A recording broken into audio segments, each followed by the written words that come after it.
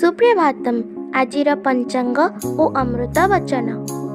सुप्रभातम्। अद्य दिवसस्य पञ्चाङ्गम्। अद्य श्री श्वेतवराह कल्पस्य वैवस्वतमन्वन्तरः द्वितीयपरार्धः दक्षिणायनः शरद ऋतुः भाद्रपमासस्य शुक्लपक्षषष्ठीतिथिः भृगुवासरश्च चुकाप्त सप्तविंशत्यधिक एकपञ्चाशत्शतं विक्रमसंवत् द्व्यशीत्यधिक-द्विसहस्रम् अगस्ट् मासस्य 29 तारिका।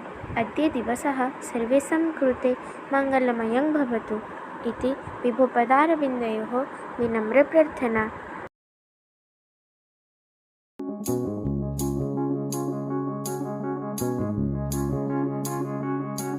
गुरुଙ୍କୁ सामान्य मनुष्य मने करिबा उचित नुहे। तांको ईश्वर ज्ञान देखि समस्त हृदय दे भल पाइले और भक्ति करिले धर्म पथरे द्रुत उन्नति होइथाय। एहार विपरीत आचरण रे दुख कष्ट ही सार होइथाय। मात्र एहा बुझी रख।